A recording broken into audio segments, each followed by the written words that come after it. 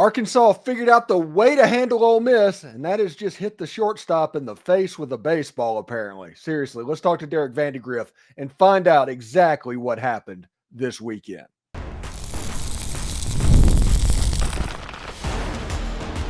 You are Locked On Ole Miss, your daily podcast on the Ole Miss Rebels. Part of the Locked On Podcast Network, your team every day.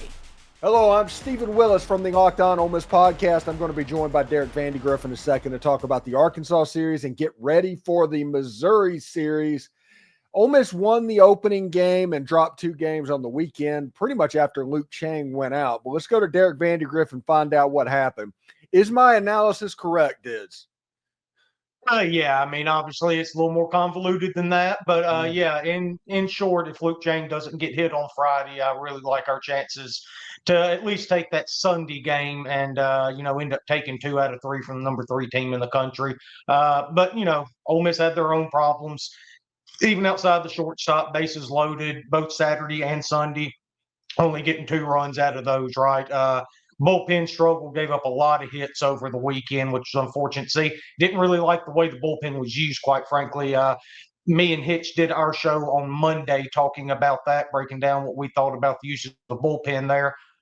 Y'all can check that out at Ole Miss After Dark. But didn't like Mason Morris coming in there on Friday with the big lead there, and then following that up with Connor Spencer. I know Morris struggled a little bit there on Friday, gave up a few runs, got knocked around a little bit, but I still think he's our best high leverage bullpen arm. That didn't seem like the best place to use him. And boy, we sure could have used him there on Sunday to stop the bleeding a couple different times, but he just simply wasn't available. But yeah, it's about Ole Miss not taking advantage of Arkansas's mistakes and Arkansas taking advantage of Ole Miss's mistakes. But yeah, to have Luke Cheng in there would have been obviously a big deal, particularly on Sunday. And you mentioned the bullpen. The starters did well. And every single game, I think a starter left the game with Ole Miss having the lead. It was all on the bullpen. Yeah, absolutely. The bullpen was definitely the eye-opening part of the weekend for me because, and I still believe this. I think we've got arms down there. I think we have enough arms to get through the SEC. Like I've already mentioned, Mason Morris and Connor Spencer, really like those two. I think Braden Jones is a really good bullpen arm, but he got knocked around, didn't have his best day there on Sunday either. Walker Hooks, I know he's a freshman, got his first taste of the SEC there on Sunday against a really good lineup too. That's going to happen to freshmen, but I really like his stuff. That's going to play in this league. He's just got to get a little bit more experience, right? So yeah, I mean, there's pieces in there.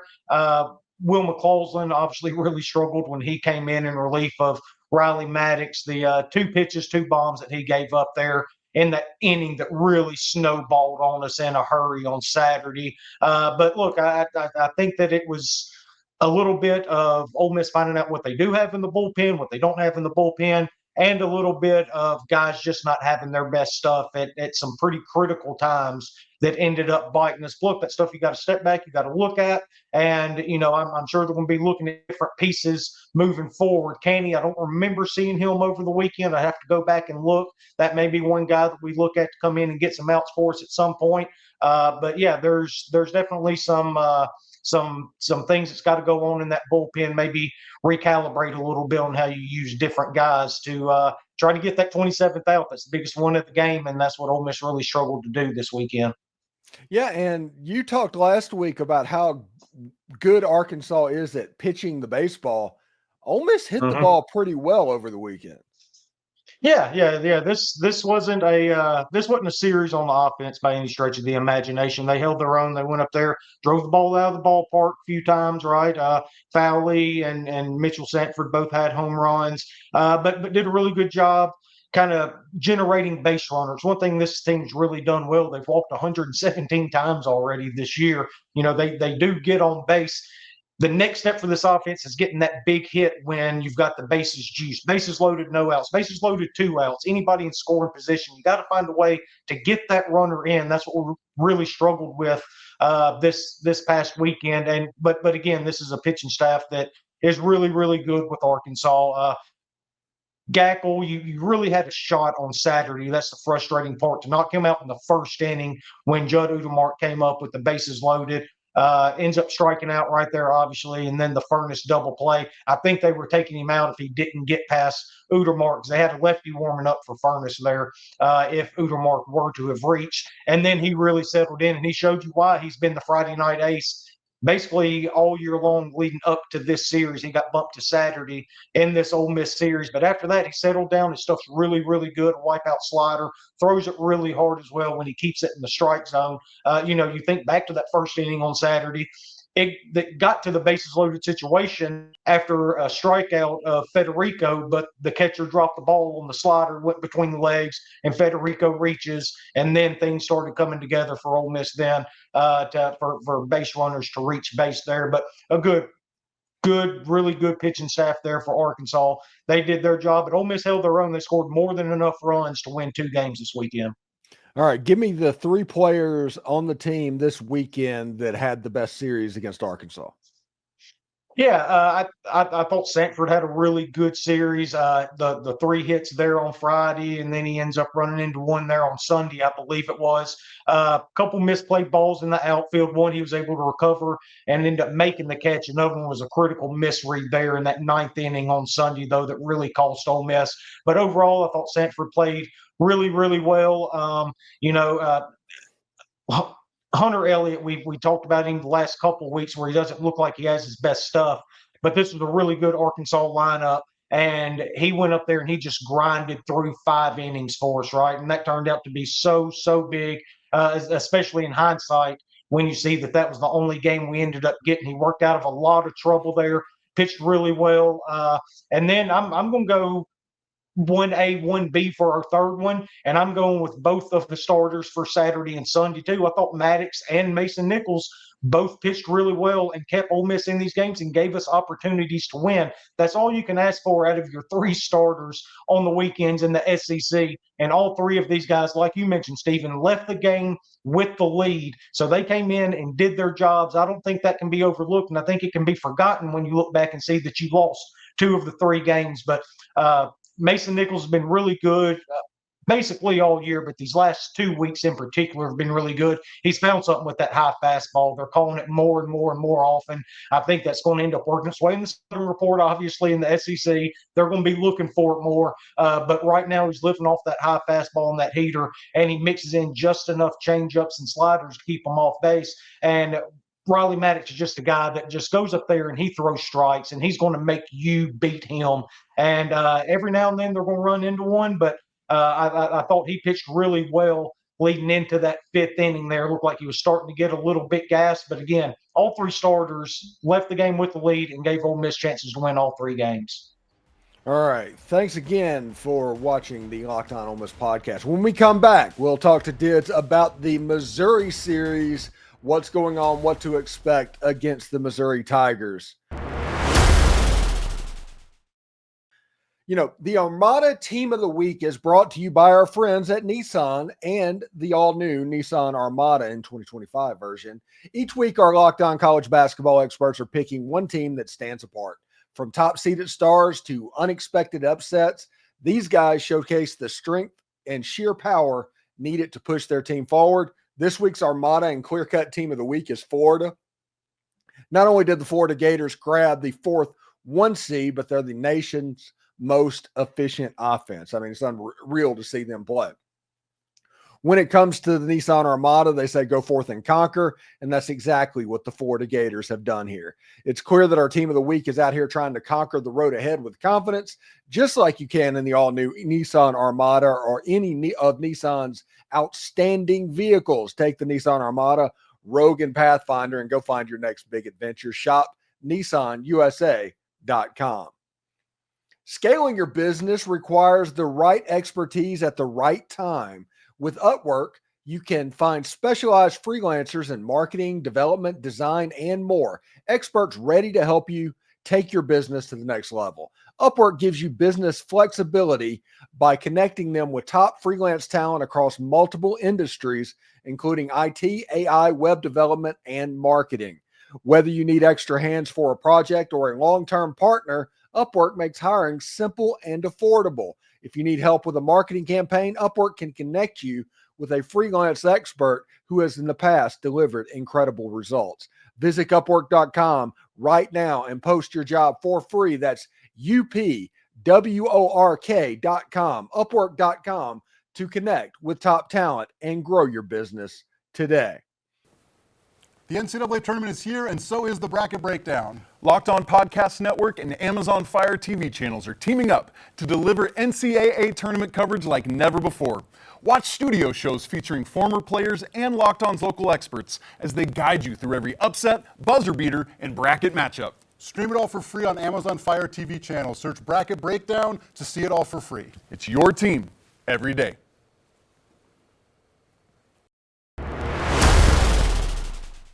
All right, let's go back to Dids and figure out what's going on. Ole Miss has Missouri this weekend. Is the game in Columbia or in Oxford?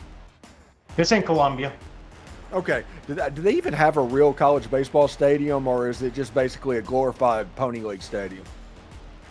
I don't think they care what they have up there, as long as they don't have to put too much money into it and then keep following it to football and basketball, right? That kind of seems to be what they want to do up there in Columbia. Quite frankly, Steven, this baseball team stinks out loud. They're bad, man. They're really bad. They went 8-8 in the non-con. Obviously, they traveled to Baton Rouge, ended up getting swept. Now, they did play better than I expected. I will give them credit for that. They did have a couple of games where they were in it for a little while there in Baton Rouge, but they ended up losing all three of those. But in the non-con, though, they were 8-8. With a strength of schedule of 239. They didn't play anybody, and they still couldn't stay above 500.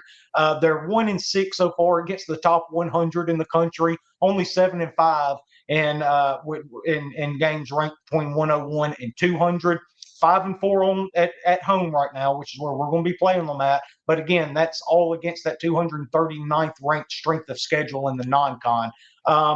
Sitting here looking through Missouri, trying to find maybe some things that might give Ole Miss fits. They do have some guys that have some high batting averages, but they don't drop the ball out of the ballpark.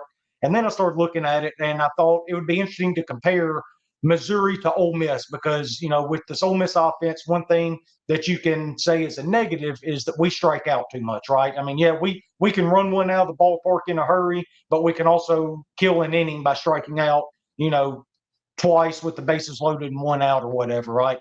So I went back and started doing the numbers, and Missouri has 181 strikeouts to only 80 walks so far this year. So they've struck out 101 more times than they have walked so far early on in this year. Compare that to Ole Miss. We've struck out 161, which is still a bunch, but we backed that up by walking 117 times. So we've walked, 37 more times than they have while striking out 20 less. And that's, again, for a lineup that is looked at as striking out a whole bunch with Ole Miss. So they really do have their struggles making any sort of consistent contact, swinging at the right pitches. Like I said, they do have guys that have higher batting averages. Jackson Lovich, their third baseman, he's hitting 324. He's played in every game this year, but only 3 home runs. He struck out 21 times and only 3 walks. Not a lot of plate discipline there. Kind of scrolling down through here, a 298 for Brock Daniels, the left fielder. He's only got 1 homer. Again, this is a team that's not driving the ball out of the ballpark. Their catcher actually leads them in home runs with 4, but he's only batting 286 and striking out 19 times compared to 6 walks. So there's not a lot of evenness there as far as getting on base and driving the ball out of the ballpark. So that shouldn't scare you a whole lot offensively. What really shouldn't scare you, though, is this pitching staff. My goodness, is it bad. Caden Drew is their best pitcher. He's a junior. He's 2-1 on the year. He holds the best ERA on the team among starters with a 4.70 ERA. He's only struck out 17 batters in 23 innings, though. This is just a staff that really struggles getting outs. Looking at the batting averages between the 3 starters, 276, 245, 258. You've got to have those down a whole lot more than that if you're going to end up being successful in this league. And then, they do have a freshman that's pitching okay. He's got 2.16 ERA coming out of the bullpen, but in 8 and a third innings, he only has 4 strikeouts and has 4 walks to match it as well. So there's just not a whole lot going on the mound that should scare you, and there's not a whole lot at the plate that should scare you too. You've known me long enough. I've been doing the show for a few years with you, Steven. My mindset is win 2 at home, win one on the road. If you do that in the SEC, you're going to be perfectly fine. This is one of the only times I can think of where I'm considering it go win 3 on the road. And if you don't win at least 2, it is a total disaster. 2 bare minimum, but you should go get 3 in Columbia. But you absolutely have to take 2 this weekend. And I don't think I've ever said that about a road series in the SEC. Yeah, it's absolutely nuts.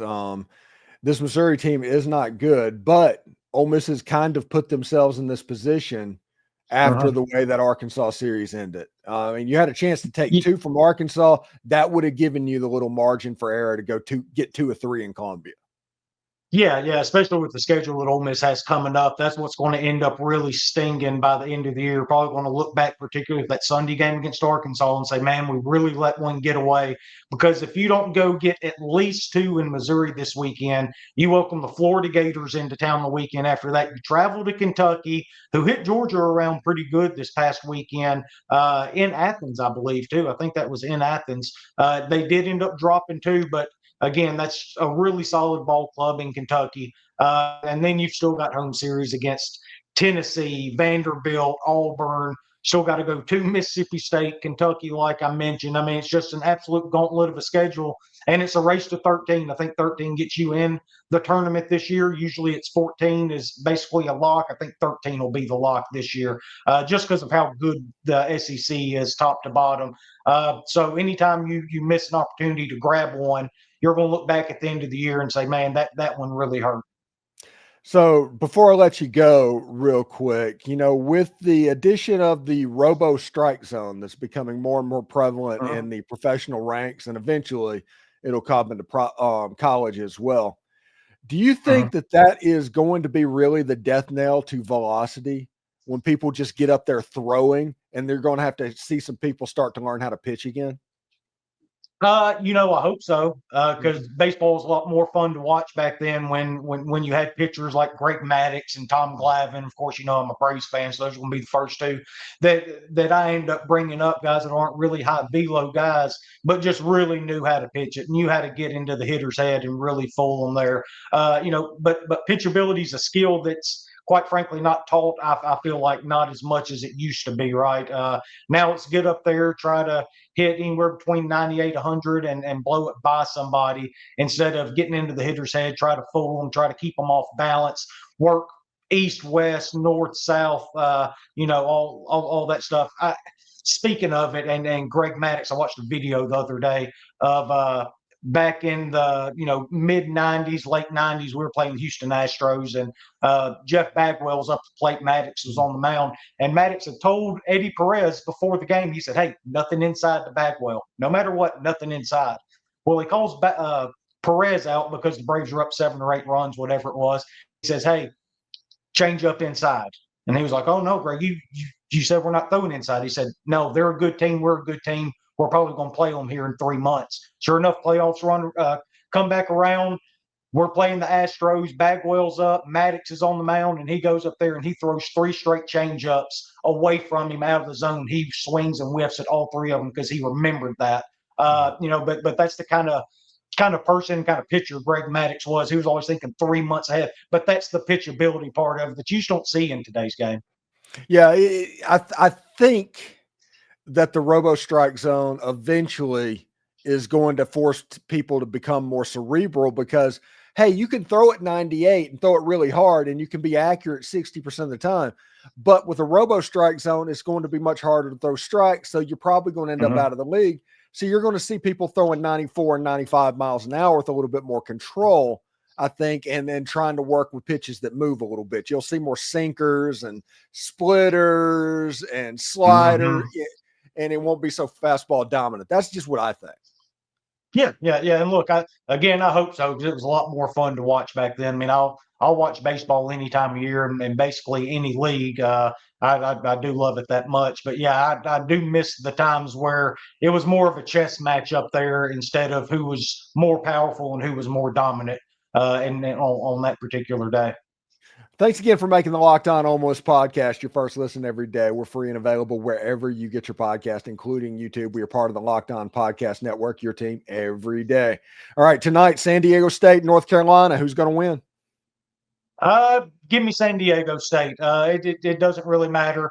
Whoever it is, come 3:05 Central Time on Friday. Up in Milwaukee's going to meet the Ole Miss Rebels, and Chris Beard's got something for them. Got a little bulletin board material. I know you talked about that. What was that, Monday or Tuesday? One of the 2 days. It was today's show. Yeah, it was today's show. Okay. Yeah. Okay. Yeah. I listened to it. I wasn't exactly sure what day it had come out, but yeah, that was probably the worst coach in the country to give that kind of material to.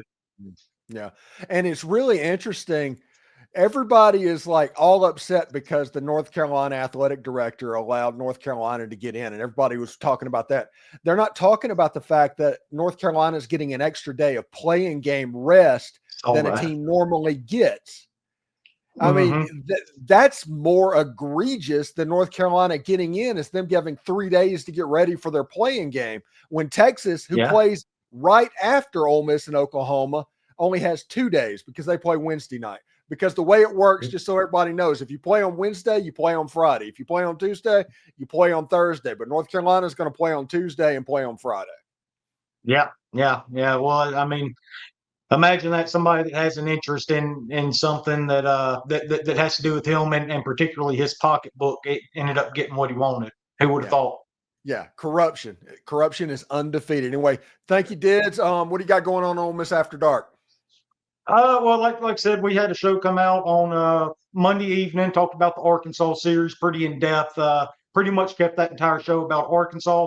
And we're going to have another show come out either Wednesday or Thursday where we dive in to the Missouri series coming up. It'll be me and Hitch on it. And we'll also be taking questions from listeners. So if anybody watching this has any questions that you want me or Hitch to answer about the baseball team, you can send it to Little Fat Dids there on your screen on Twitter, or look up Ole Miss After Dark on Twitter. Send it there, and we're going to get some of y'all's questions as well, so y'all send them on over. All right. Thank you, buddy. We'll talk to you next week, man. All right, bud. Hi, Toddy. All right. Howdy, Toddy.